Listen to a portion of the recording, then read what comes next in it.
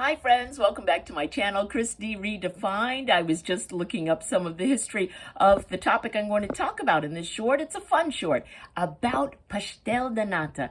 If you're visiting Lisbon, if you've already visited, then you already know about it. But if you're coming to visit Lisbon, they are famous for this particular pastry. Perhaps you've had it back in the US. You've had Pastel de Nata. It is an egg custard tart. It's very tiny, just a little, 2 bites and you're done. Some people just eat it in 1 bite. It's a tiny little custard tart, and there is history behind it. So it's famous here in Lisbon. It is flake pastry in a little custard tart, no bigger than the size of a quarter cup.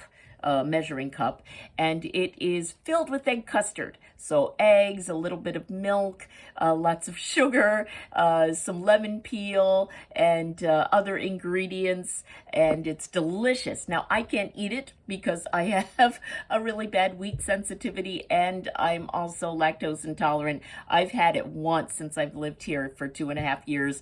It really upsets my stomach, so I can't eat it, but it's delicious, and I have never heard a person complain about the taste of Pastel de Nata. So there is history behind it. The original Pastel de Nata is actually called Pastel de Bele'm.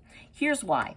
There's a famous monastery in Belem, which is just off to the side of Lisbon. It is the Port of Belem, and it's a very rich part of Lisbon.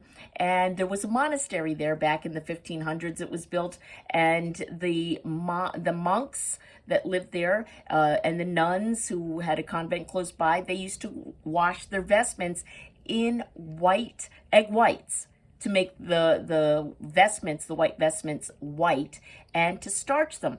So they would use hundreds, thousands of eggs for this purpose. Well, what do? You use the egg whites. What do you do with the egg yolks?